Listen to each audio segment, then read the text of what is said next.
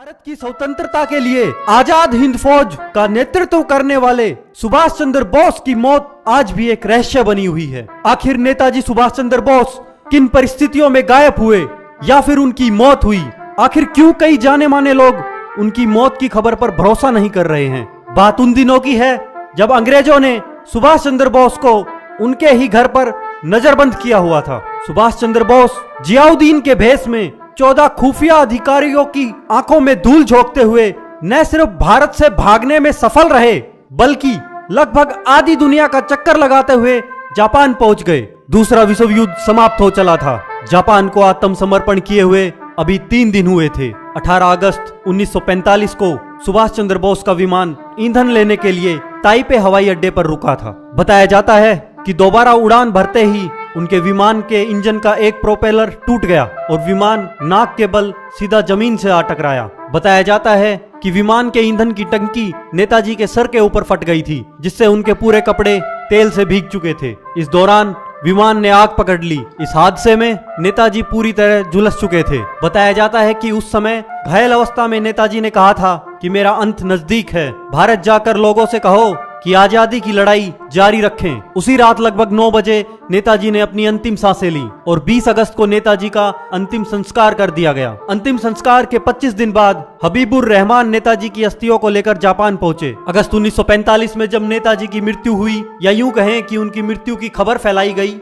उस समय नेताजी की पत्नी एमिली अपने वियना के फ्लैट में रसोई घर में अपनी माँ और बहन के साथ बैठी हुई ऊन के गोले बना रही थी। हमेशा की तरह वो रेडियो पर शाम का समाचार भी सुन रही थी। तभी उन्हें समाचार मिला कि सुभाष चंद्र बोस ताइपे में एक विमान दुर्घटना में मारे गए। उनकी माँ और बहन ने स्तब्ध होकर उनकी तरफ देखा। वो धीरे से उठी और बगल के शयन कक्ष में चली गई, जहाँ सुभाष चंद्र बोस की 2.5 साल की बेटी अनीता बोस गहरी नींद में सोई हुई थी। इस घटना के सालों बाद एमिली ने याद करते हुए बताया कि वो बिस्तर के बगल में घुटनों के बल बैठी और सुबक सुबक कर रोने लगी। हालांकि सुभाष चंद्र बोस के साथ उस विमान में सवार हबीबुर रहमान ने पाकिस्तान से आकर शहनवाज समिति के सामने गवाही दी कि नेताजी उस विमान दुर्घटना में मारे गए थे और उनके सामने ही उनका अंतिम संस्कार हुआ था। लेकिन भारत में एक बहुत बड़ा तबका ये मानता रहा है कि सुभाष चंद्र बोस उस दुर्घटना से जीवित बच निकले थे और वे वहाँ से रूस चले गए थे। भारतीय जनता पार्टी के नेता सुब्रमण्यम स्वामी कहते हैं कि विमान दुर्घटना के समय ताइवान जापानियों के कब्जे में था। उसके बाद उस पर अमेरिकियों का कब्जा हो गया। दोनों ही देशों के पास इस बात का कोई रिकॉर्ड नहीं है कि उस दिन वहां कोई विमान दुर्घटनाग्रस्त हुआ। सुब्रमण्यम स्वामी कहते हैं कि 1991 के सोवियत विघटन के बाद एक सोवियत स्कॉलर ने मुझे बताया था कि नेताजी तो ताइवान गए ही नहीं थे, वो तो साइगोन से सीधे मंचूरिया आए थे, जहां उन्हें हमने गिरफ्तार किया था। बाद में स्टालिन ने उन्हें साइबेरिया की यकूत्स्क जेल में भिजवा दिया, जहां 1953 में उनकी मौत हो गई थी। अब यहाँ पर जवाहरलाल नेहरू के स्टेनोग्राफर श्यामलाल जैन की शहनवाज जाट समिति के सामने दी गई गवाही का जिक्र करना भी जरूरी हो जाता है। श्यामलाल जैन ने आयोग के सामने कहा था कि 1946 में उन्हें एक रात नेहरू जी का संदेश मिला कि वो उनसे तुरंत मिलने को आए। जैन के अनुसार नेहरू ने उन्हें ब्रिटिश प्रधानमंत्री एटली के लिए एक पत्र डिक्टेट कराया, जिसमें कहा गया था कि उन्हें स्टालिन, जो कि उस समय रूस के प्रधानमंत्री थे, का संदेश मिला है कि सुभाष बोस जीवित हैं और उनके कब्जे में हैं। स्टालिन बोस से इसलिए नाराज थे क्योंकि दूसरे विश्व युद्ध के दौरान उन्होंने उनके सबसे बड़े दुश्मन हिटलर के साथ हाथ मिलाया था। यहाँ सुब्रमण्यम स्वामी की एक बात पे गौर किया जाना चाहिए। उन्होंने कहा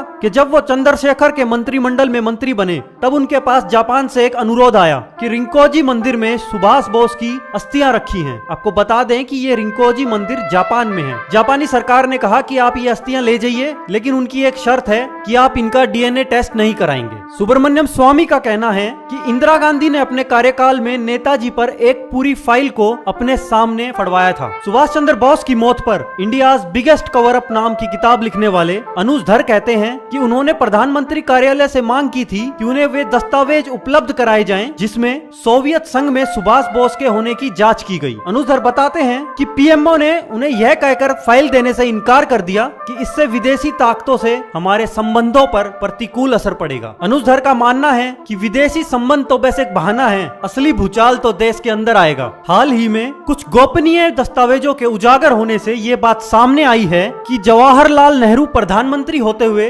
इंटेलिजेंस ब्यूरो के जरिए सुभाष चंद्र बोस के पिता, उनके चाचा और उनकी पत्नी एमिली की जासूसी कराते थे। सुभाष चंद्र बोस के परिवार के सदस्य कहाँ जाते हैं, किससे मिलते हैं, क्या करते हैं, उन्हें क्या चिट्ठियां भेजी जाती हैं, इस सब पर खुफिया नजर रखी जाती थी। तो कहीं ना कहीं इससे ये स्पष्ट होता है कि जवाहरलाल नेहरू कहीं ना कहीं ये मानते थे कि सुभाष चंद्र बोस जीवित हैं। माना यह भी जाता है कि प्लेन क्रैश की थ्योरी जापानी इंटेलिजेंस एजेंसियों द्वारा फैलाई गई अफवाह थी, ताकि नेताजी को भागने में मदद हो सके। नेताजी के ड्राइवर और अंगरक्षक रह चुके कर्नल निजामुद्दीन हमेशा इस बात को मानते रहे हैं कि नेताजी की मृत्यु विमान दुर्घटना में नहीं हुई थी। वे दावा करते हैं कि वे नेताजी के साथ यूरोप और एशिया के देशों में गए थे। उनका कहना है कि सन 1947 में उन्होंने बर्मा की सितांग नदी के किनारे नेताजी को छोड़ा था और वो जापानी अफसरों के साथ चले गए थे। सन 1999 में नेताजी की मृत्यु का पता लगाने के लिए तीसरे आयोग का गठन किया गया। मनोज कुमार मुखर्जी के नेतृत्व में बने इस आयोग को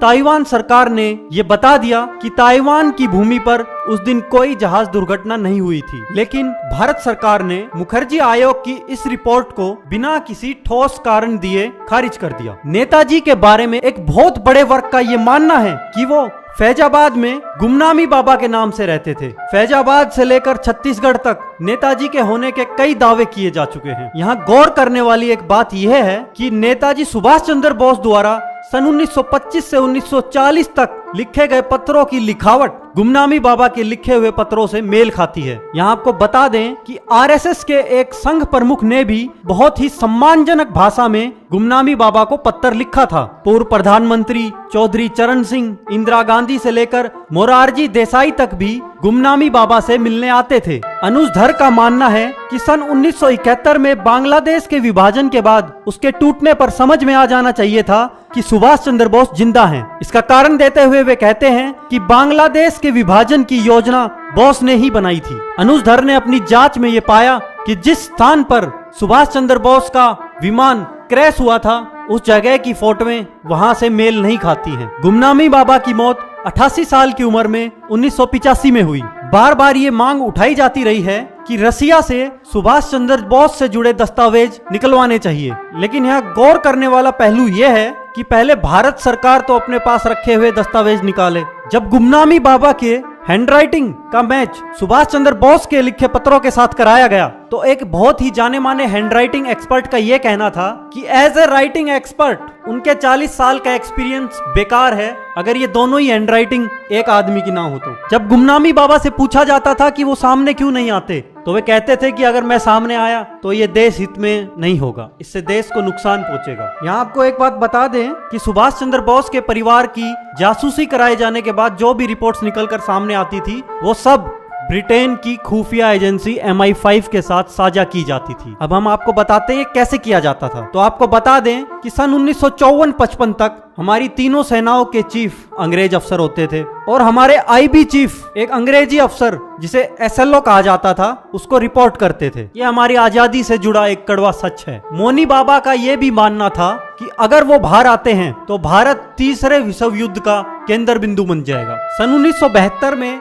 सिद्धार्थ शंकर रे पश्चिम बंगाल के CM थे। तब उन्होंने नेताजी से जुड़ी फाइलों के कुछ पन्ने जलवा दिए थे। आखिर सरकार हमसे बार बार क्या छुपाना चाह रही है? अगर नेताजी से जुड़ी फाइलें खुली तो राजनीति के बहुत से नायक खलनायक हो जाएंगे। 17 दिसंबर 2014 को संसद में सरकार का बयान था कि इन फाइलों में दर्ज जानकारी संवेदनशील है और इन्हें सार्वजनिक करना दूसरे देशों के साथ भारत के संबंधों के मद्देनजर सही नहीं होगा। बताया जाता है कि नेताजी से जुड़े गुप्त दस्तावेजों में एक फाइल ऐसी भी है जिसका सिर्फ कवर ही बाकी रह गया है, पन्ने गायब हैं। इस राज से पर्दा ना 56 साल तक इस देश पर राज करने वाली सरकार उठा पाई है और ना ही 56 इंच का सीना रखने वाली सरकार। देश तो आज तक इस बात से भी अनजान है कि आखिर मुखर्जी कमीशन ने अपनी सीक्रेट इन्वेस्टिगेशंस में क्या कहा है। नेताजी के मौत के रहस्य की तरह ही आज तक हम उस खजाने के बारे में भी नहीं जान पाए जो नेताजी को देश की जनता ने आजादी के लिए दिया था। आज की तारीख में उस खजाने की कीमत हजारों करोड़ आकी जाती है। बताया जाता है कि नेताजी की मौत के बाद उस खजाने का एक छोटा सा हिस्सा ही भारत वापस आया था। खजाने में लगभग 80 किलो सोना,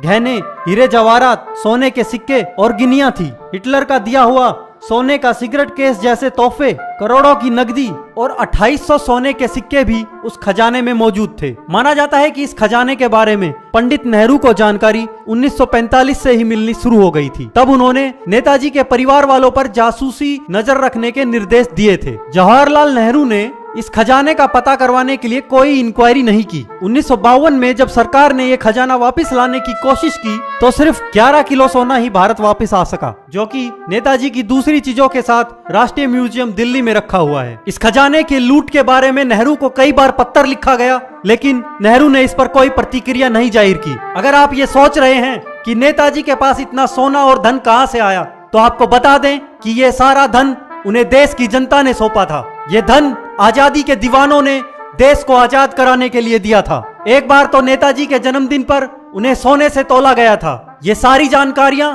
सीक्रेट फाइल्स में उपलब्ध हैं। अभी हाल ही में जब गुमनामी बाबा के बक्से खोले गए तो उनमें से नेताजी के चश्मे, एक जर्मनी से मिली दूरबीन, नेताजी के परिवार के फोटो और बहुत से ऐसे दस्तावेज पाए गए हैं जो सिर्फ नेताजी सुभाष चंद्र के पास मिल सकते हैं। जिस दिन नेताजी से जुड़े ये राज खुलेंगे, उस दिन शायद देश का इतिहास एक नए नजरिए से लिखने की जरूरत पड़ेगी। तुम मुझे खून दो, मैं तुम्हें आजादी दूंगा का उद्घोष करने वाले नेताजी सुभाष चंद्र बोस के राजों का पर्दाफाश होना जरूरी है। इन सब बातों के बारे में हम तभी जान पाएंगे जब सरकार के पास कैद उन फाइलों को पब्लिक किया जाएगा। अब देखना यह होगा कि क्या कोई सरकार इन दस्तावेजों को पब्लिक करने का जोखिम उठा पाएगी या ये राज हमेशा के लिए दफन कर दिए जाएंगे।